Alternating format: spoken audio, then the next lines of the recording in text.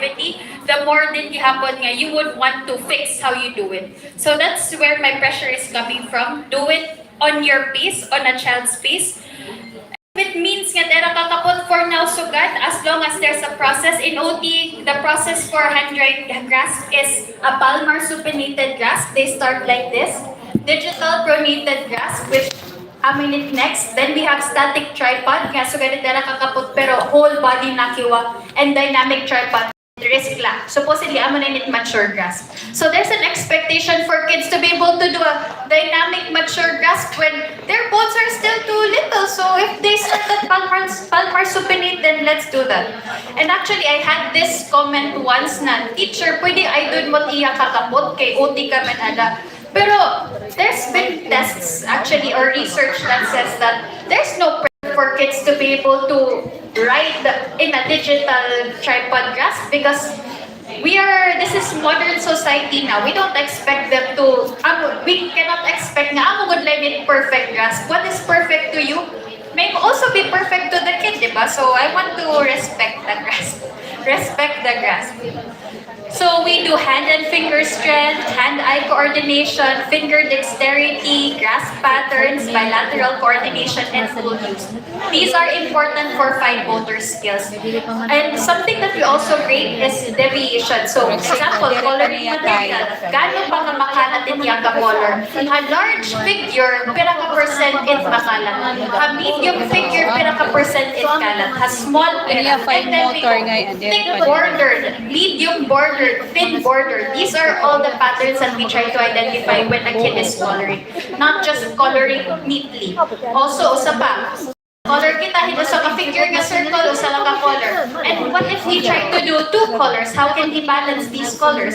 So we try to do all these patterns in OT because coloring is not just coloring, it's also developmentally appropriate coloring skills. Then we have cognitive, is how your child thinks, solves problems, make decisions, and understands.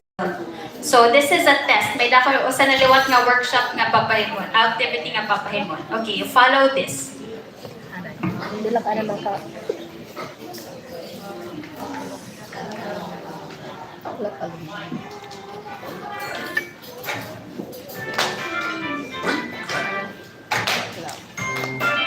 One clap.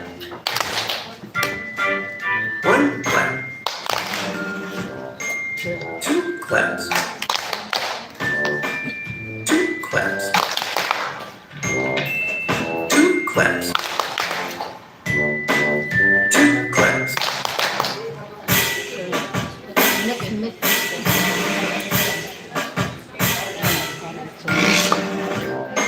Two claps. One clap. Two claps. One clap. One clap. Two claps. One clap. Two claps.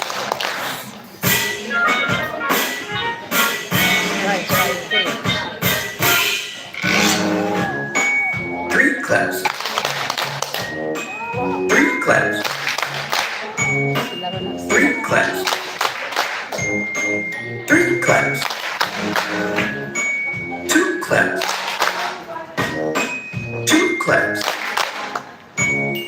One clap. Three claps.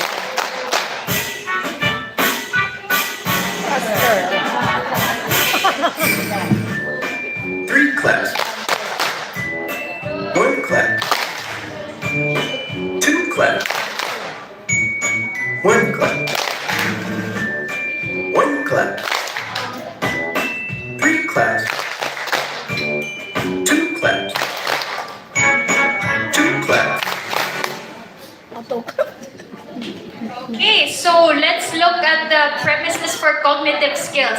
Attention and focus. Were you focused? Did you problem solve?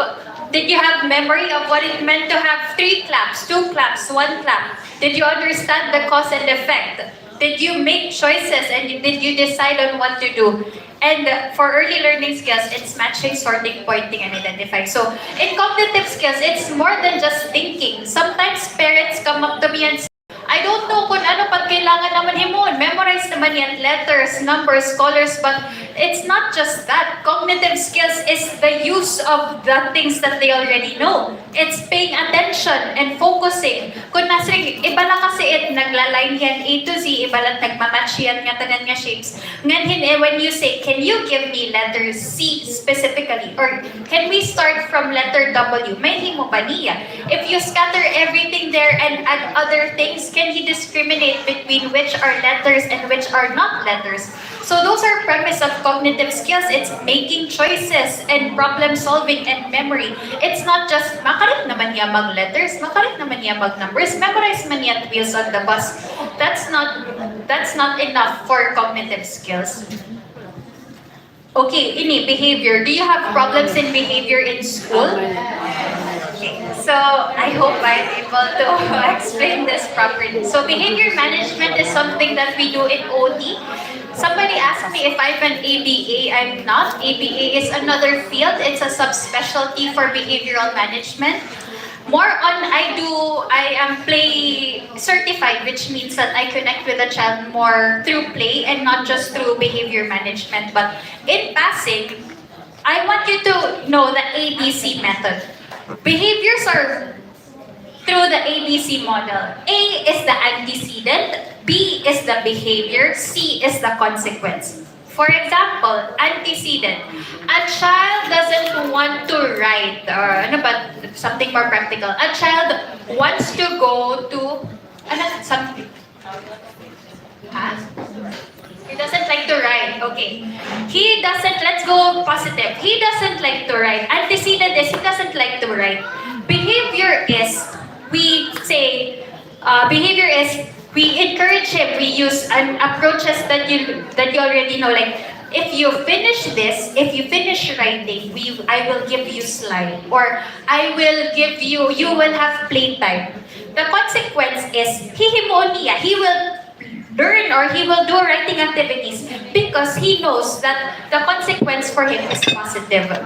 So ABC, there is an antecedent behavior, the behavior itself, which is my role na if we do this, aminit matatabo. If you do what I'm asking you to do, then we can do what you want, which is the consequence.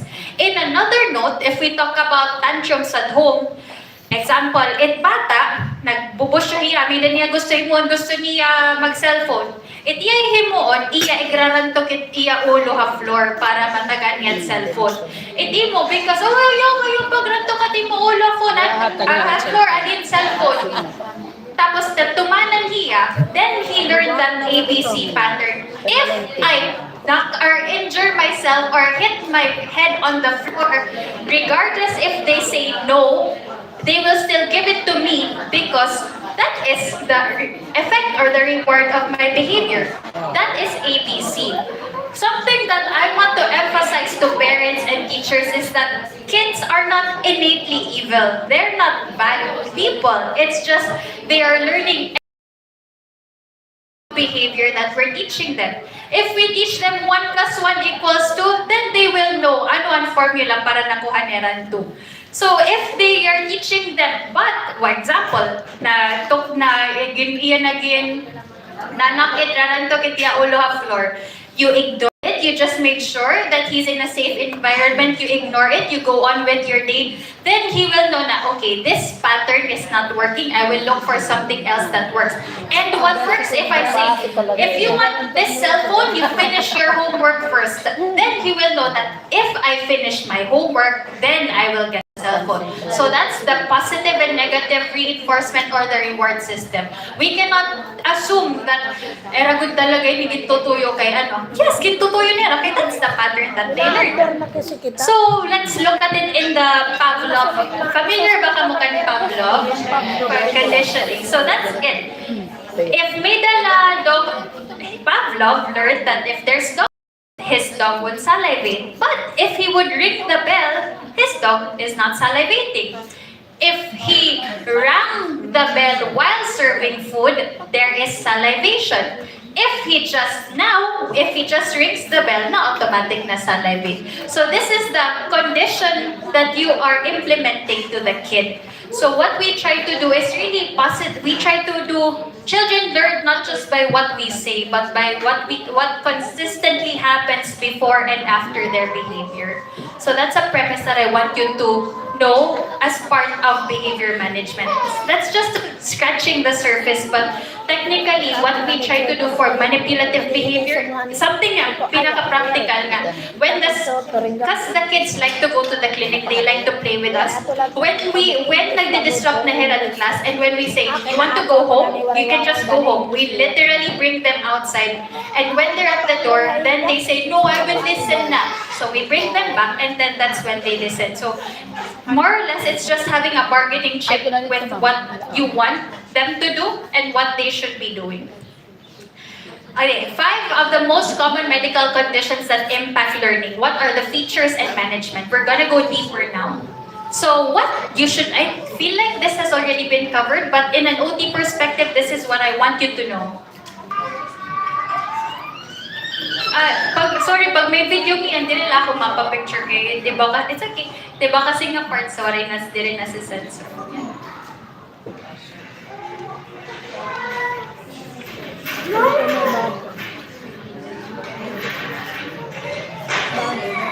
Nakasawa na ang dahil.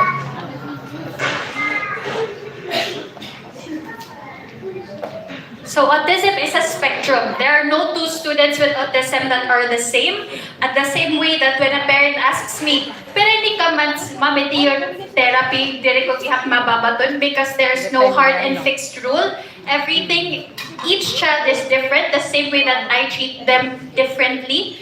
One kid likes dinosaur, one kid's like ocean animals, and I respectfully give them what they want, even if they're both, for example, both of them like dinosaurs, and I use it as a bargaining tool, but I would approach it in a different way.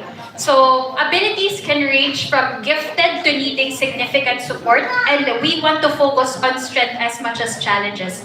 So for example, I don't know if you're familiar, but when doc does nagda-diagnose siya, there are levels, level 1, level 2, level 3. Sige ma'am, pwede na mag-picture ka. So, level 1, let's see. These are children who without support in place has deficits in social communication. Level 2, they require substantial support, may deficits in verbal and non-verbal social communication. But level 3, there is severe deficits in verbal and non-verbal social communication skills. The kids that we see in the clinic and in school, more or less they come from level 3 because level 1, actually, if you're not so attuned with the kid, dili na talaga manonotice. And there's a lot of kids who are undiagnosed under level 1. But at level 3, amo na in very limited social interaction because they do not know how to interact. Most commonly, may sariling mundo because they don't know how to engage and interact with the outside world. They have extreme difficulty coping with change, and they get distress or difficulty changing focus or action. So these are level 3 or those that require very substantial support. But this is level 1 autism.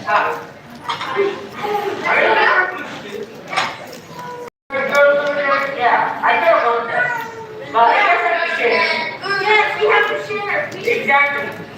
Maybe we should get some seeds too. Yes. Over there. Eat the tree. Eat the So that's an example of level 1 autism. But what we try to do in OT is to give them opportunities to improve their social interaction much better. Next, some other core characteristics of autism, they have communication differences. They struggle with back and forth conversations. For example, we have this kid who likes to say, dinosaurs versus, Dinosaurs versus T-Rex versus a Stegosaurus. Tapos balik-balik talaga ito niya. But when we say, who would win? Then di na niya makukurian pag-answer. Or when he says T-Rex, but when we say, why would the T-Rex win? What na din tiyapo niya? Because the T-Rex is bigger. The train stops there. T-Rex versus Stegosaurus. So they have back and forth difficulties. When you ask what questions, it's easy. When you say why, how, it's harder. Social interaction, they prefer being alone. They have trouble joining groups. They have repetitive behaviors. They do all these stim, they do all this flap, they do all these movements. They rely on predictability, and sudden changes can cause distress. And they are also sensitive to sound, light, texture, crowded spaces. So we have this kid who wears headphones to adapt to noise. What? Omen is a country. It is like not old man. Like the pronunciation for like old man. But I Venezuela. So this is an example of a typical interaction. These are teens, and we have this game that they have to identify, let's say, countries with a specific letter. But because they have a strong focus on special interests, while we were doing it, nasi, amo na to ka, oh man, we was talking about it in a different setting than what we were supposed to be talking. They have trouble with group work, sharing, or turn taking, and there are meltdowns when routines change or when overly stimulated. So what can we try to do? What are strategies? We use visuals, we have a picture schedule, we have a list, waray ko siguro napot nga, di ba? We have to support their executive function, we have to do tasks 1 to 5. 1, we do puzzles. 2, we do writing activities. 3, we play or we do movement. 4, we do this. Because that will help support, because hindi para nakaka-plan and prioritize. Somebody planning and prioritizing for them will help them. You give warning breaks. Like, this is quite common. We say, pag moped na kamulay, then I have to give them a heads up. Like, in 10 minutes, we're gonna stop and we're going to sit down. In 5 minutes, it's time to go home. Just so that the transitions are more easier for them to adapt. We create a calm space. We recognize when a kid is having a meltdown, and instead of pushing that child to do the activity, we give her space for her to recover first before going back to the activity. So meltdowns are quite common. We simplify communication in short, clear sentences. Sometimes we do body systems so that the body will, sometimes I like to pair and ASD because the extrovertness of the ADHD will support the introvertness of child with autism. We give positive reinforcement and specific, like, I like how you raised your hand. Para maaragyang, it's not just very good. Very good specifically and how you waited, how you raised your hand, and you building trust and consistency is key. Next, ADHD. ADHD can show up as inattentive, hyperactive, impulsive, or a mix of all three. Some kids with ADHD may be daydreamy, but some kids are also always on the go. So now I want you to look at it this way. This is a very important illustration of the brain. When we say that a kid is being disruptive, is being naughty, is being pasaway, that is out of his control. Maybe you have to blame the brain more than him because there's a problem in prefrontal cortex, meaning they do not have self-control and they have difficulty maintaining attention. There's a problem with basal ganglia, which is responsible for motor control. So hera na mismo na gusto dili na makontrol itera pag iniwa. There's a problem with the reticular activating system, which causes inattention, impulsivity, and hyperactivity. And there's a problem in the limbic system, which is why they are restless and inattentive. So there is a problem in the anatomy, which is why they are manifesting in this specific way. So when you look at the kid with ADHD, it's as much as he'd like to change, there is some parts but that we really have to get him to address. And that's why we do OT, because when we do all these neuronal activities, we are trying to strengthen the synapses para mas ma-learn pa rin gihapon niya and dapat nga behavior niya. So the three columns: inattention, hyperactive, and impulsivity, manifesting in different ways and means. Some are easily distracted and they learn out answers and they fidget. And this is something that I want you, and I'm sure that you see, that when a child has ADHD, he may also have dyslexia, dysgraphia, or dyscalculia. They can also be more defiant and they resist and have anxiety disorders. So dyslexia has difficulty with reading, putting all these words together. Dysgraphia, difficulty with handwriting, and dyscalculia, numbers are much difficult. So the strategy is, I think I have a video.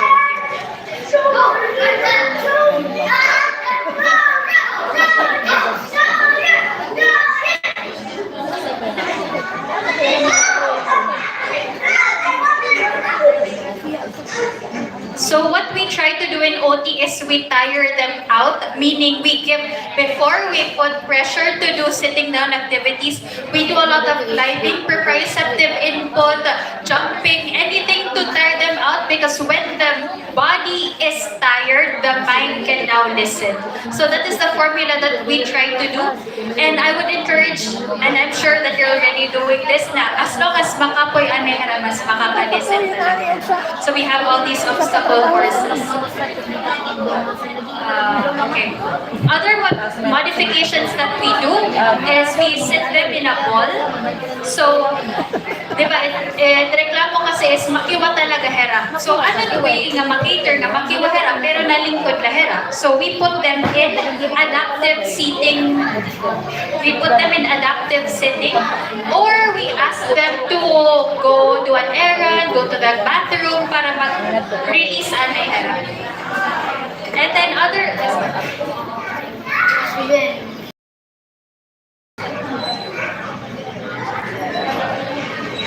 So understandably, some kids, they also have dyslexia. So what we try to do, and this is a recommendation that I put on the letter, is if there's an option to use assistive technology, then that's nice. So for example, in bata, he knows all the words, he knows the vocabulary, but it's just difficult for him to spell or to identify the letters to pick up a word. So what we try to do is, again, we dictate. This is in an ideal world. So instead of spelling, he will find which letter. The thing is, he knows what letters are there, but he cannot blend them together because he has dyslexia. Another When thing. things went wrong, they also made their own bikes. They saved the money they made. The men used the money to build things that could fly. The first two things did not work. So that's an example also when we convert text to speech or speech to text to accommodate their learning disorders. But when we go back here, other modifications that we can try to do is preferential seating. Put the child near the teacher, away from distractions, away from classmates who could distract him. Have clear, short instructions. It has to be written and verbal, not just pure verbal, because he may have verbal auditory processing difficulties. Written, he could have visual processing difficulties. So actually, to have both would be best suited for them. To have movement breaks, to have fidget tools, to have a timer that will say 5 minutes na lahat, and then positive reinforcement, like I like how you're sitting and listening, because these will better support them. Ayun. Now we go to intellectual disability. So for intellectual disability, it's quite common.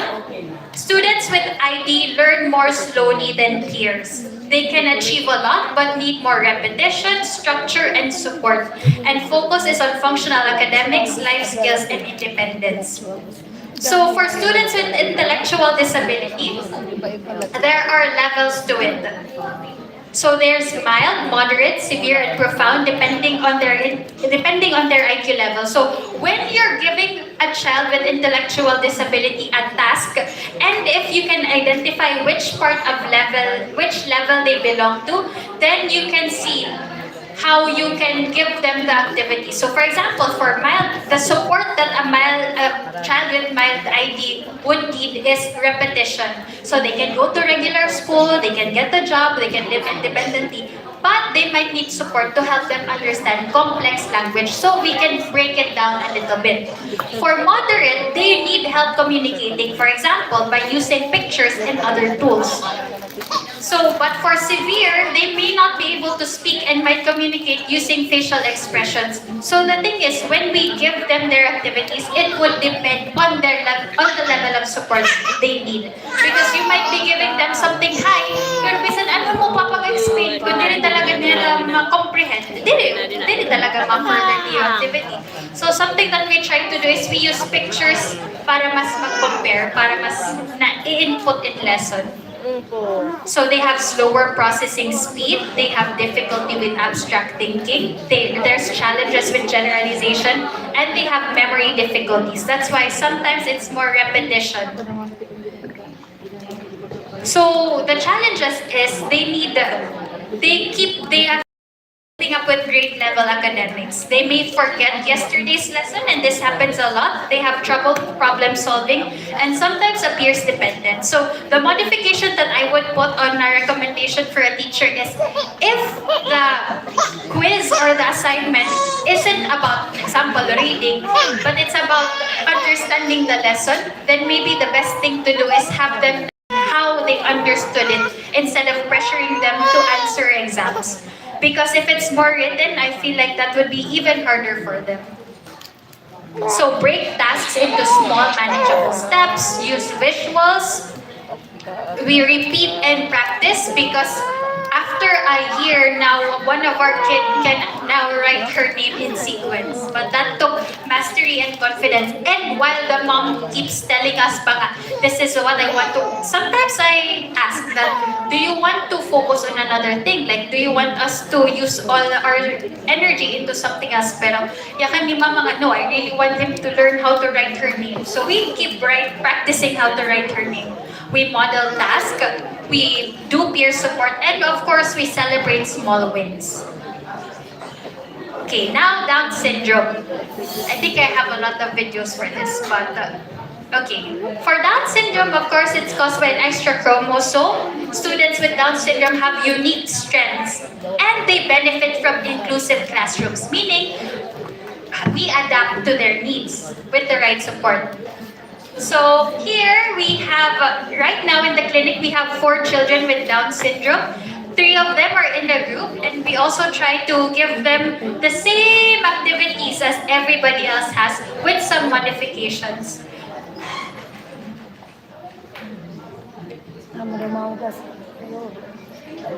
So before, the kid had a harder time climbing because he has hypotonia or he has motor development difficulties, low muscle tone, joint laxity, which affects his posture, handwriting, and endurance. Pero through time, na-strengthen na din gihapon. Social skills are really good, but for speech and communication, we try to adapt. So these are the struggles. They have extra time to process. They have motor difficulties. They have difficulty with abstract concepts. They're easily distracted and they can be overfed. 1. Where's number 1? Where's number 1? Okay. Press. 1. Number 1. Put number 1. Put number 1. Number 1. There. So for here, for skills-wise, we try to use technology for them because we don't want them to just limit themselves with matching. We also want to try to supplement or replace their communication difficulties with something that is more doable for them. So we use AAC to combine speech with technology. Use visual concrete materials and allow processing time. So, like I said, for Down syndrome, they can move forward academically, but they just need the right tools, especially if they have difficulties with some skills. Cerebral palsy. Cerebral palsy is caused by early brain injury, as you know. Intelligence can be typical or varied. In the clinic, we now have the extremes, and the challenges are mobility and fatigue. So there's difficulties in motor skills. Some are spastic. Let's not go into science of it, but there are kids who are spastic, there are kids who are hypotonic, and there's those that are speech sometimes are unclear. So let me get to this one. Where is this? Here.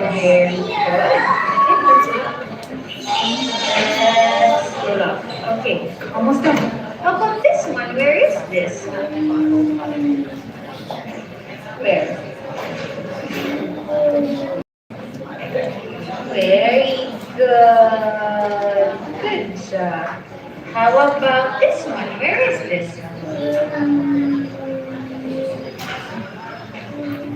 here, like this.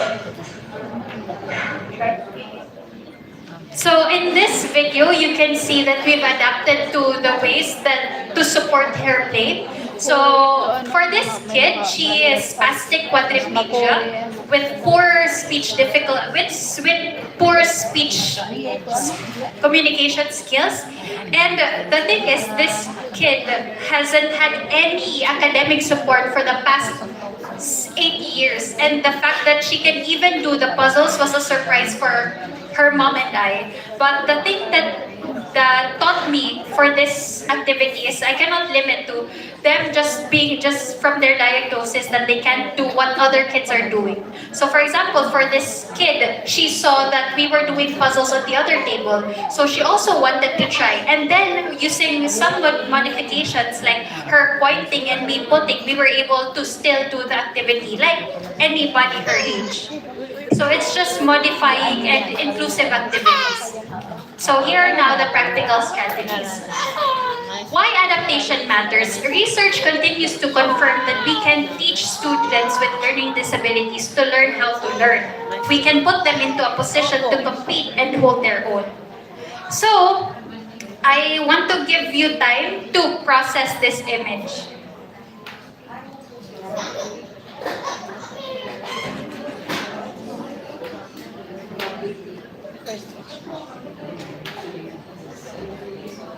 In the first image is a typical classroom. They all have the same tools. They are all looking at the same activity, but it's not meeting their specific needs. Of course, this person is taller, it's easier for him. This person who is short, it's not easy at all. So it is assumed that everyone will benefit if they have the same support. That is the assumption. For the second image, individuals are given different supports to make it possible for them to have equal access. So this is a little bit more inclusive. But in the third image, all three can see the game without any support or accommodation because the cause of the inequity was addressed. The systemic barrier has been removed. So this is a representation of the barriers that we want to take. I have this story is something that I share because it's quite personal. I have this kid whose mom, we've been trying to modify we've been adding recommendations so we can better support his academic needs. Which meant that we wanted the teacher, kung pwede, to read the instructions for him or to sit with him as an accommodation for his reading difficulties. But the teacher said, if I accommodate that is unfair to the other kids nga dili ko babasahan yung instructions. Which, of course, I understand because the teacher is not a robot who can accommodate the needs of others. But if we go to this premise, the thing is, how can it be fair in the first place if the kid isn't able to read because he has dyslexia? It's not, his barrier is not coming from his own volition na he didn't want to read. It's he doesn't have the tools to read. So that barrier can be removed if we can accommodate that. Can you read this for him? And then the thing is, it's not to be assumed that the teacher is going to give out the answers. It's not that. It's just taking out the challenges, the barriers that the kid could have. So he has equal footing with the other kid. The other kid who can read, who has a normal comprehension, and this kid who has difficulties in the first place.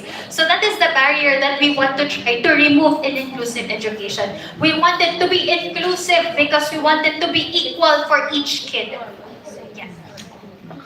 So what are the physical modifications is seating and positioning, flexible seating options like this, something that can put all their energy to that. Nasa nga noon ng teacher ka, mami, higtan na lanahon. Dere po ito higot hatiin. Ano po ito? Rubber, stretchy rubber para di na mabutang fidget, kumbaga. Lights and sound, we wanted to not be harsh. If need be, we put noise cancelling headphones and soft background music. Optional na din gihapon. Ay, sus. Fidget tools, weighted laps, visual schedules, access to water bottles, some modifications. Good. This is very good. Which one We also try to deliver activities through photos instead of reading. So instead of them choosing A, B, C, D, we have photos for them to identify and relate to that A, B, C, D. Okay, mas mapaprocess nila yung photos. In classroom 2, we incorporate choices, pair traditional tasks, quizzes, essays with functional ones, role-playing, real-world problem solving.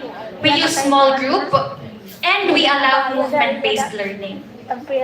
For in other modifications, we use technology. We use technology to support our kids. We provide open book or guided test for students with memory challenges. We reduce the number of test items while keeping the same objectives. Or like I said, instead of essay, they can dictate it if ever a moment ko talaga difficult.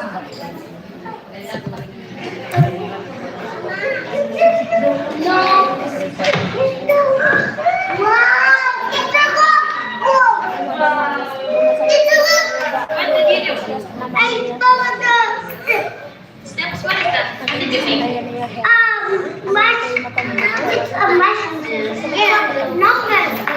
Did you try your best? Did you do it well? Oh wow.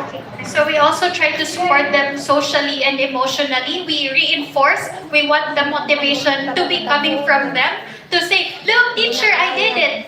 More than very good, you're doing a good job. For them to have self-confidence, because confidence from a kid goes a really long way, up to teens, up to adult. So we also support their needs.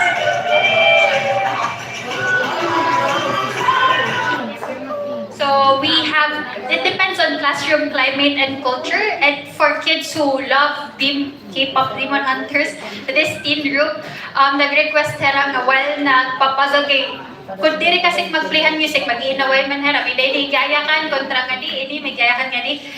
And something that unified them was take a song that they all liked, or majority of them liked, so that also helped. That supported the calming environment. Because if we have hostility, them or any of them, it will disrupt the whole class. So we also have meaningful teacher-student interaction. We use positive reinforcement. We give private corrections, and also I try to specify what I'm trying to correct. We show empathy and validate, and we provide check-ins as much as possible. And then we have peer relationships. We implement a peer buddy system. We encourage inclusive activities, and we teach and model conflict resolutions. We offer choices to give students a sense of control. We set short-term goals, and we celebrate small wins. So these are modifications in engagement and motivation. Sige, yan na lang. Reflection. Write one small change you promise to try in your classroom next week. Sige. Sige, and then we can talk about this in a bit. Para may napakita room for question and answer. More patience. Sige. Treats talaga, meron na pwede try pala. Supposedly there was a yoga activity, but so that we have room for questions and answer, I'll try to summarize it shortly. So for now, do you have any questions that I can answer before we also end this? Do you have questions from your personal experiences or something that you want to clarify before we end this talk? Okay, may dako ipapa. This is also something that I did on Monday. Okay, may dako ipapa take. Oh, yes. Most of the pupils concerned, the learners, they are all hyper. How about those pupils that are not moving at all? Moving, diagnosis is? Not moving. Kasi daw attention, all the attentions are given to her. Pero she's not moving. If the prayer will stand up,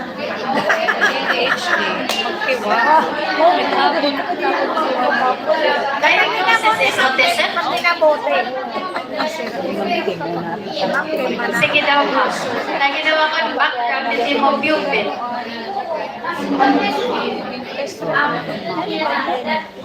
Aba, ilalagay. Ay, lagi pa rin ako. Hindi ko na rin siya.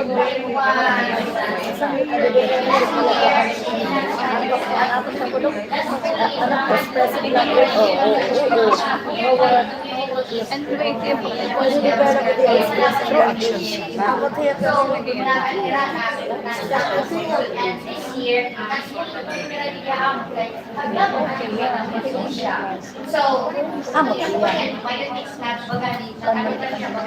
Nag-trust niya ang mga duha kay inya bata talaga dili nasulod nagtitinong ukla. So after experiencing niya amo nga dili ko talaga kami napiri. So, para sa ito sinisegnera ka.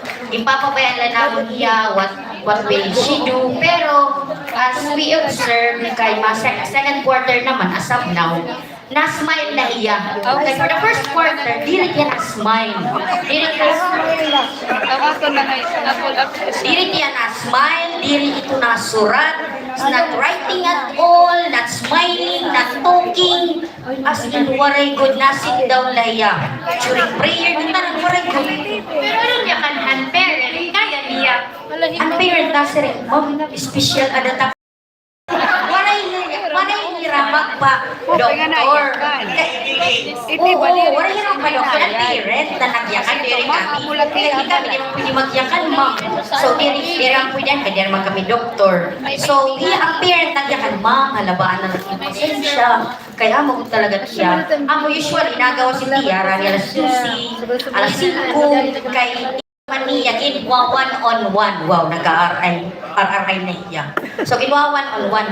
Yan na nag-write na tiya. Minsan na-smile. Di rin nga mag-smile. Nasa rin nga ito, ma'am. So, wala ito talaga kami nakukuha iya nga kuhan. Pero mabalik ko na ma'am, nagyayakan. May capacity. Hindi rinayakan mo. Pero may capacity. She has the capacity to talk. Well, balik kami niya, hearing impairment. May the, what, you can moron mo. Yan, namarang ka na. So, there's a lot of layers as well. Bangin may gapo, ma'am. May mga bata ba? Weakness to restore, pa-diagnose nanay before kita mag-treat yung bata.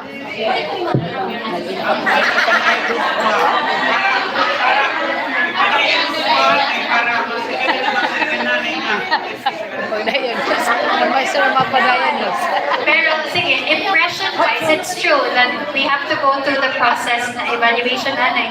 Pero from an OT perspective, here are my issues. Number one, is the child capable to hear? Like, dili talaga ma-office, baka mo maggalaw-galaw ka na. Kunwari talaga, ma-hear niya. Dili yan na action. Ano iya capacity hit pag-follow instructions kung may visual? Dili ka yan nakiwa. Diri lahiya, ma'am. Diri lahiya. Na resist. Oo. Diri talaga.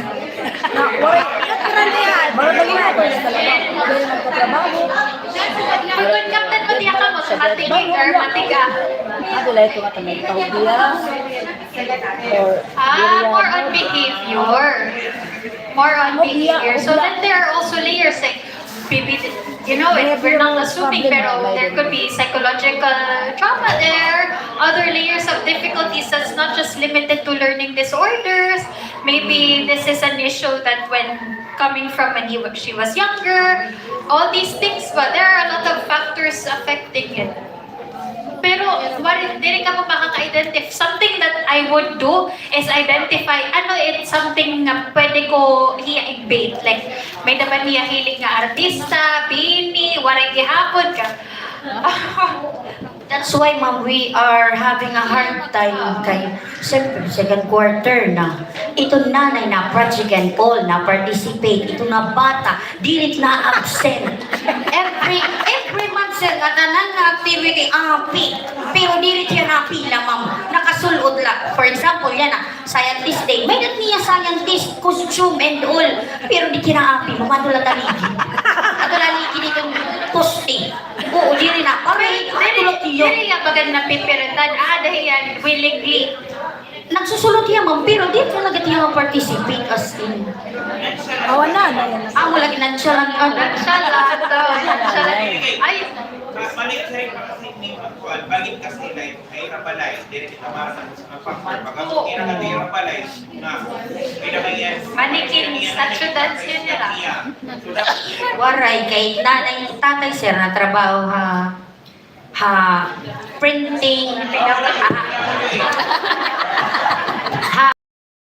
pagka printing press amo nga nito ay ito mga projects maghusay ito mga projects mga mga kuan ba mga art ito o kuan ko diya ngayon duha lera nga anak mo pinaurahan niya diya mga anak waray mga batay hiya la parent la and mother only. hindi mo mabalikaran niya na ako niya. Na magsayo niya kay balikaran ako. Sir, haamon talaga yearly, may na kami bata nga dagko. Di kami man nakarawat kay wala mong kabapilan, naguulat kami kira papil. May na kami yan asap now, we observe, may na kami asap now, para sa among kataas, pero nila na to. 11 or 12 na, kaya syempre, less, mga pobre ba yan abi haamin. So, wala magkakaroon, kaya wala papil, di kami nangarawat. O mga sagot ba ito ma'am, pero ito niya nga bata namin problemahan nga duwa kung ano talaga na akong pagpatok, bisa naman lang children, dog cover and hold kay naglinog ba ya? So, karim na ito. Kasi na anamon iyo. Mami, ito sa kabata, nakasiman. Ano mang kami. pero could be intellectual difficulties also. That's why we also need to look at the diagnosis. Perhaps no matter how much we try to show, instruct, show, visual, pero kung di rin talaga yung capacity pa, that would also be hard. But if makaliya OT, example na rin ito kabata OT, the first layer that we'll try to do is identify anong iya healing. Pero ang mama ko mapagyan, anong something habalay nga mapaligigot talaga iya, bisan man laguting. And then we go further from there. Or we also, something that they also like to do is do creative art. Kung activity kamot, something sensory, because hayan na, ito kung profiling niya yung patient. Could have autism, could have intellectual disability, could have a cognitive difficulty, could have hypotonia, or ganun, pwede physical, pwede mental, pwede social difficulties ba. So, first step is diagnosis, and then we move further from there. But from an OT perspective, I would invite her to play. I would present as many materials as possible. Ikratry la ako lanit magmumulay kung possible. And then if diri ko talaga madara, I would invite another kid in. Magmumulay kami nga duha. I-mirror lagi hapon. And then layers and layers. Pero until we have a diagnosis that will tell because kaya ano, diri yan nagkikiwa-kiwa, then it would be hard. I understand why it's difficult for you. Based on Ma'am Rodora, kaya man talaga. Ako lang naghina ka, kaya di man yan nayakan. Siyempre, actually ma'am, we are from CRS, Ibong Elementary School, Itangon School, TLS, so Temporary Learning Center. Kumbaga, duha kami, in a classroom, we are having 2 teachers. So kami nga duha, nagtiteach kami, kakatangkod nga bata, gihapon. So, nagbumulay lang nga kay mahilig magpamulay kay sir, kati mga tanan nito ma'am kay based on nakuha namin ka ma'am Eileen 10 nga godly songs 10 nga action songs para sa imo ma'am katapos may dapa ito paglingkod nira may dapat nira mga hand song dida. So ito nga bata ma'am na-smile latiya. Pero may nakakapasmile niya. Oo, kung nagmumulay kami, nagkukuhan. Ngayon ma'am, mo pa natiya ito, mo pa natiya agi. I-problema gulat naman ta iya, ipag-talk na ipag-participate, bagan sosyo. It's social niya. Amo na sa ito ng kitidiniskas, ang mga nagkikiliwa. Tos ano natin. Pero binagap kasi ako patient ka sugad niya.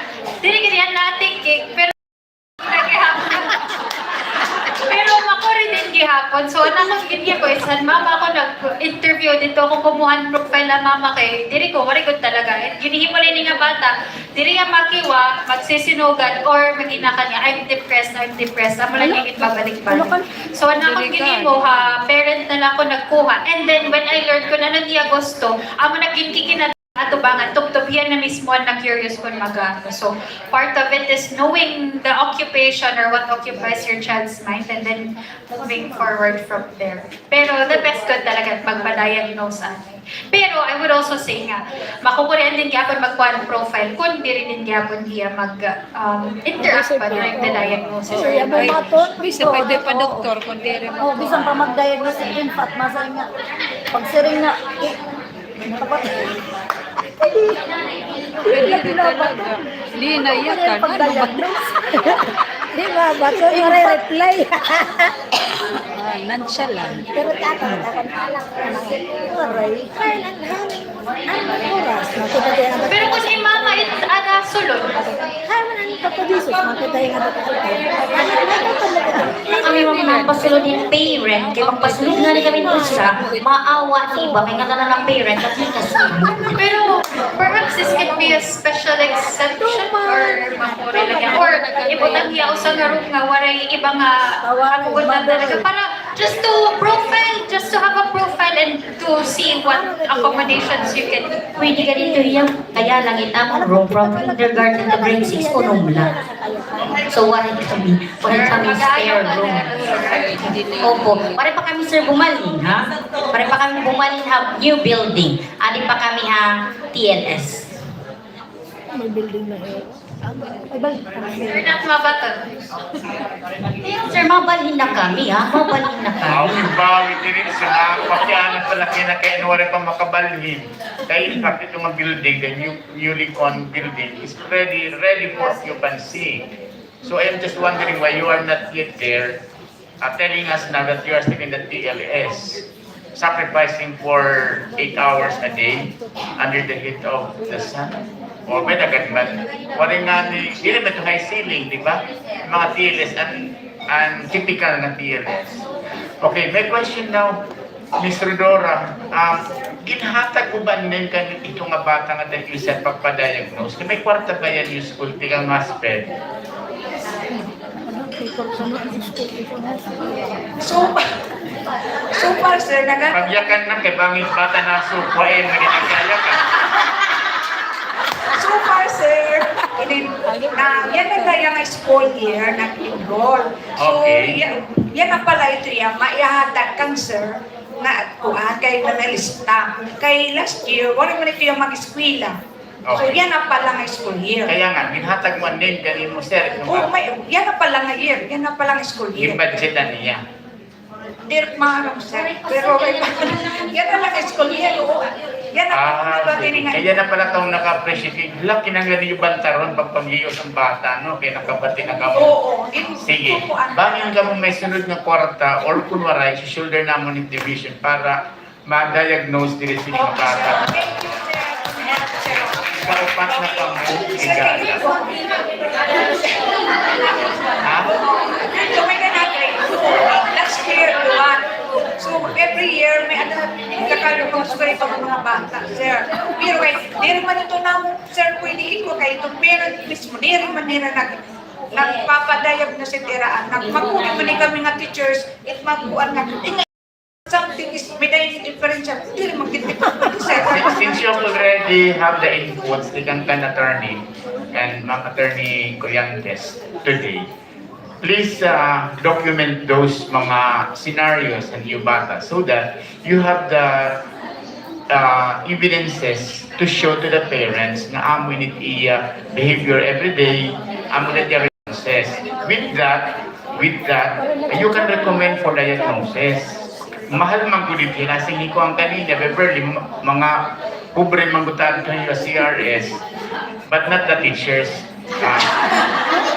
So, i-include nato nito hiya, ito, list of potential ng tawag ito nila, mga beneficiaries para for the diagnosis. Pero kung ang school may the budget, like EU school, priority ito tira expenses or expenditures. Kaya kumita nung budak dituhan, ayaw na lang. Which diri hiya necessary, diri hiya allowable dituhan guidelines hanggang share and DepEd. So yun, i-question natin yan, ipapark natin yan siguro na concern. Okay. Sige, just give me the name nito nga bata, including your name. Kasi ka naggayakan. Grabe ka na nag-table learner, hindi ka din naggayakan, di nagtitiwa. Mga ano na ba kita, nag-glue na ba yung mga kuan, halingkuran? Sige, duha na entertain ni attorney. Okay. Thank you, sir. Mabapal na natin pagyana na budgetan lugo. Ganda na dahil na survey. Yes. Is there any particular age na occupational therapy is more effective to ADHD learner? That's a good question. Pero in general, OTs go across the lifespan. But at the age of 7 years old, I'm not saying the brain has matured fully because like we said at 25, it still continues to mature. But the habits, behaviors, and everything that is crucial to learning is forming at the age of 7. So if we can have early, that's why actually for DSM-4, they don't diagnose until, I'm not sure if 5 or 7 years old. Kaya at that time, diri pasugad ko no kapurma, behavior hit bata. Pero right now, there's no specific age. But I would say that kids around grade 1, yun nga population, they would really benefit from OT kay napuporma pa it era mga behaviors ng mga habits and things that you want them to unlearn, you can unlearn at this age so they don't carry it moving forward. And I saw a significant change in children diagnosed with ADHD at a younger age because when they get to grade 2, grade 3, grade 4, grade 5, mas naka-adapt na hera. They have better self-monitoring skills, which means they know when they're moving around and when the teacher will call their attention. Compared to a child nga, since walay niya self-monitoring, maglibot-libot good na talaga hiya. So this age, this grade 1, ini nga group amo talaga it amon population ha utiyan na because nababantayan nagyapon yung teacher. At kinder, preschool, mayakan man ito nga, makiwa like any other kid. Pero pag-abot na grade 1, nako-compare na ibang nga kid nga, di rin makiwa, napipinpoint na good talaga nga. May daliya struggles with attention and hyperactivity. So, moving forward, at the age of 7, nga na-develop niya executive function, amugot it maupay nga right na para mag-start for OT intervention. I'm not saying that it's a fixed age, but in my experience, that's when I see significant changes. And even better if they do early intervention. Like, we have a kid nga, suspected na niya mama nga, 3 years old pala, may ADHD na hiya. So, ginbutang na gud niya nga daan para it bata, mas maging aware hiya kung ano niya skills. In OT, we don't treat, I'm not saying that we're going to remove the ADHD out of the kid, that's not what we do, but we help them manage what diagnosis they have. If they have hyperactivity, they will learn how to regulate themselves and how to release that energy at the right time and pace. Ayun. Thank you, ma'am. Welcome. Hi, sige.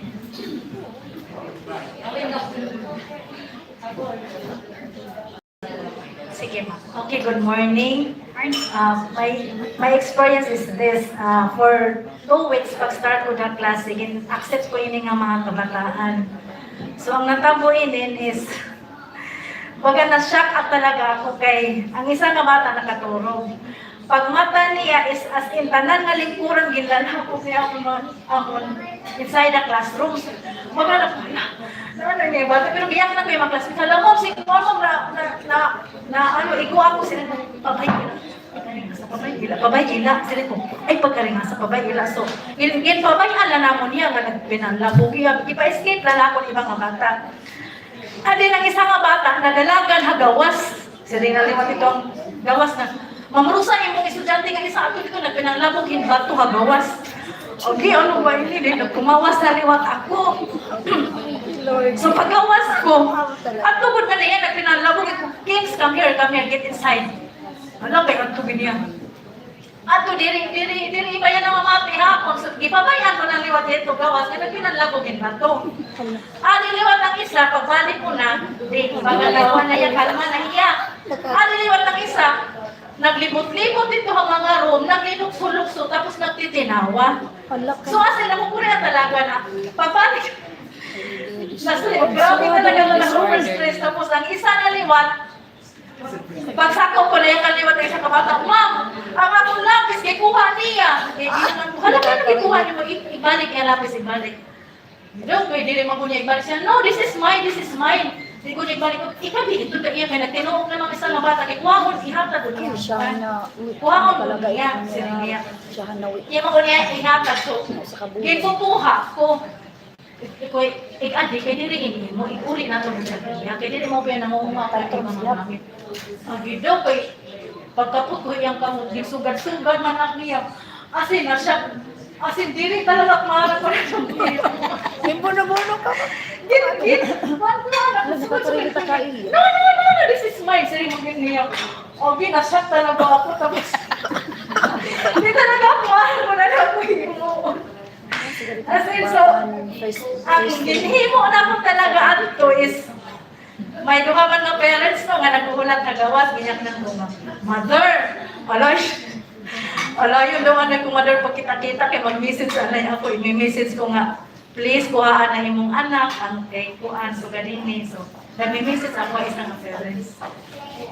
Ang natabo is, nag-pray talaga ako, kaya after 2 weeks, maharap ko anong natabo ako. Kasi naubusan talaga ang puso, tapos naguna-una talaga ako, end of the world na ako. Talaga, mahalami kong mga kausap kay mahalami, tawag ko yung sinapsin. Please help me guys. Talaga na, after 2 weeks, nagsisinuka ako nga, nagsisinuka nga. As in, bagan, ubos na talaga. Wala yung gagawas na talaga. No, anak. Sa loob eh. Wala yung mga tito na ako na nakababuli ko mamang chip, tapos kang mamang rinse, tapos umuli naman nila yung mamang rinse. Ayaw ko lang bibiyay, yung mga dili ko na ako. Ato na mga kamusta nga ibang mamrusan mo na buhay ko. Basta baga, dili talaga na ako makakaya, bako na lang kayo noon. Naptan kami ka na siya, at gabi dito ha. Hindi talaga ba itong Wrong kay. Hindi talaga. Ubus talaga ako susok. So ang akong kinihimo is so ganili. Schedule ko hira. Ako sa pag-aga. Ako sa pagkulog. Ako sa Friday na yung masulod. Correct man. O sige, so kan ko hira. Dili talaga yung